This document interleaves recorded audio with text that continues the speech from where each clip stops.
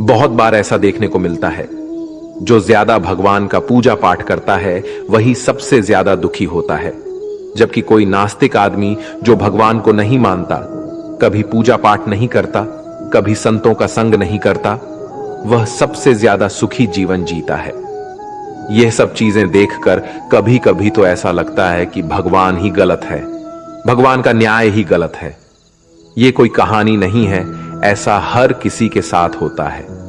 दोस्तों, आज के इस वीडियो में हम आप लोगों को इसके पीछे के कारण के बारे में बताने वाले हैं।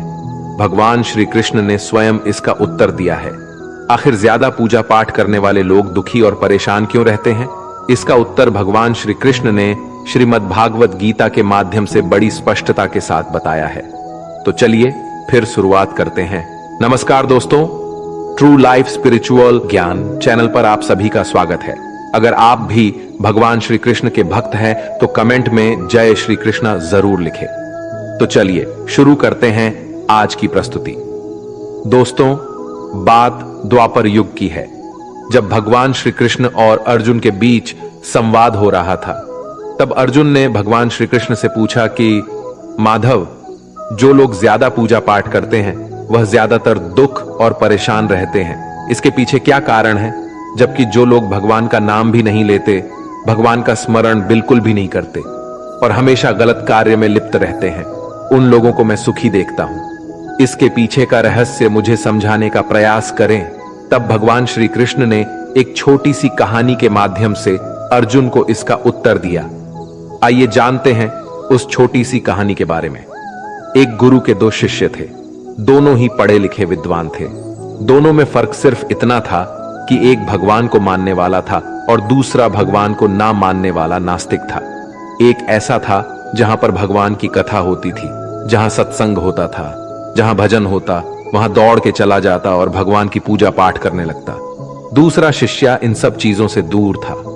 वह शराब पान भी करता था, वेश्याओं के साथ नमन करता था। सारी बुरी आदतें दूसरे शिष्य में थी। एक दिन क्या हुआ, एक शिष्य शराब पीकर अनाब शनाब बोलते हुए रास्ते में पैदल चलते हुए अपने घर को जा रहा था। अचानक उसको रास्ते में पैसों से भरा एक बैग मिल जाता है। उसकी खुशी का ठिकाना नहीं रहता। वह जोर जोर से चिल्लाते हुए सबको बताता है, मुझे आज पैसों से भरी बैग की थैली मिल गई, मेरा जीवन सफल हो गया, इन पैसों से अपने जीवन की आवश्यकताओं की पूर्ति करूंगा। वही दूसरा मित्र मंदिर से भजन करते हुए अपने घर को जा रहा था। अचानक उसकी पैर में एक बड़ी कांटे चुभ जाती है, रक्त निकलने लगता है। ठीक उसी समय दूसरा शिष्य भी वहीं पहुंचता है और हंसते हुए उसको बोलने लगता है, क्यों तुम ही हो ना जो सबसे ज्यादा पूजा पाठ करते हो, भगवान का भी भजन करते हो, क्या दिया तुम्हारे भगवान ने तुम्हें? मुझे देखो, मैं कभी मंदिर नहीं गया और ना ही मैंने कोई भी काम अच्छा किया। मेरे घर में भगवान का मंदिर भी नहीं है। मैंने कभी अपने घर में सत्यनारायण का कथा नहीं कराया, भगवान के सामने कभी माथा नहीं टेका, फिर भी मैं कितना संपन्न हूं, अमीर हूं। मेरे पास पैसों की कोई कमी नहीं है, सबसे ज्यादा सुखी जीवन मैं ही जी रहा हूं। अच्छे शिष्य को उसकी बात चुभने लगी। उसने मन ही मन विचार किया, हां, यह तो सच बोल रहा है। मैं कितना पूजा करता हूं और वह कुछ नहीं करता, फिर भी कितना सुखी है। इतना सोचते हुए वह अपने गुरु के पास चला जाता है और यही प्रश्न गुरु से करता है। गुरु जी मुस्कुराते हुए बोले, भगवान जो करते हैं अच्छे के लिए ही करते हैं।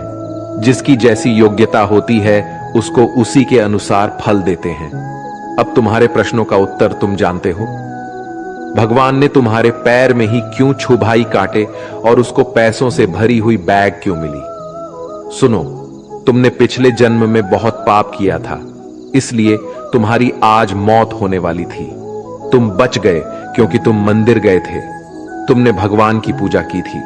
यही एक कारण है कि तुम्हारी मौत ना होकर सिर्फ एक ही कांट चुभा।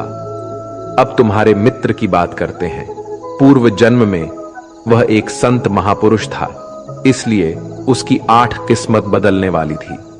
करोड़ों की संपत्ति का मालिक बनने वाला था, मगर इस जन्म में उसने कोई भी अच्छा काम नहीं किया, इसलिए पूर्व जन्म के फल के अनुसार उसको थोड़े पैसे ही मिले, जबकि वो अरबों की संपत्ति का मालिक बनने वाला था। भगवान को दोष देना छोड़ दो, अपने वर्तमान के समय का सदुपयोग करो, भविष्य अपने आप सुधर जाएगा।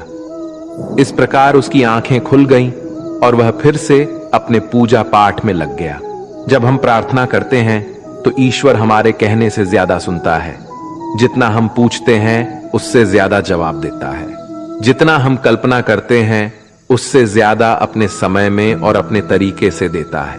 समय का चक्र बहुत तेज चलता है, इसलिए ना तो बल का अहंकार करे, ना ही अपने धन का।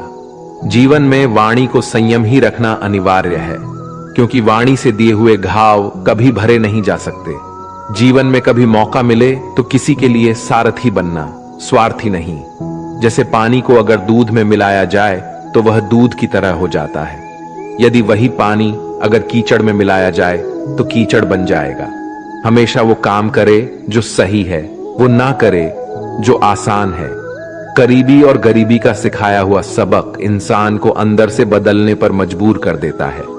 जिस तरीके से बात करते हो उस तरीके से सुनना भी पसंद करो। ईश्वर को अपना सबसे करीबी दोस्त बना लो, क्योंकि परमात्मा ही एक ऐसा है जो तब तक साथ देते हैं जब सारी दुनिया हमारा साथ छोड़ देती है। ऐसे लोगों से दोस्ती बनाए रखिए जो आपको बेहतर बनाने के लिए प्रेरित करता हो, जो आपको अपनी जवाबदारी माने और आपका ख्याल रखे, जो आपको अपना समझे और अपना घर जैसा महसूस कराएं, जो आपकी सहायता करे और आपको समझे। अमीरी गरीबी से इसका कोई लेना देना नहीं। रोने वाले महलों में भी रोते हैं और किस्मत में खुशी तो झोपड़ी में भी हंसी गूंजती है। विश्वास में वो शक्ति है जिससे उजड़ी हुई दुनिया में प्रकाश लाया जा सकता है। विश्वास पत्थर को भगवान बना सकता है और विश्वास भगवान के बनाए इंसान को पत्थर दिल बना सकता है। किसी की यादों में घुट घुट कर मरने से अच्छा है कि आप अपनी ताकत को अपने लक्ष्य पर लगाओ और इतने सफल बन जाओ कि एक दिन आपको छोड़ने वाला पछताने लगे। कामयाब व्यक्ति की चमक लोगों को दिखाई देती है। उसने कितने अंधेरे देखे हैं ये कोई नहीं जानता। यदि सपने सच नहीं हो रहे हो तो रास्ते बदल लो, सिद्धांत नहीं। तो दोस्तों, आज के लिए बस इतना ही। उम्मीद करते हैं हमारे द्वारा दी गई जानकारी आपको पसंद आई होगी। तो मित्रों, अगर यह वीडियो आपको पसंद आई हो तो लाइक और शेयर जरूर कीजिएगा। अगर आपने हमारे चैनल को सब्सक्राइब नहीं किया है तो जरूर करिए। और हां, वीडियो को अंत तक देखने के लिए आपका बहुत बहुत धन्यवाद।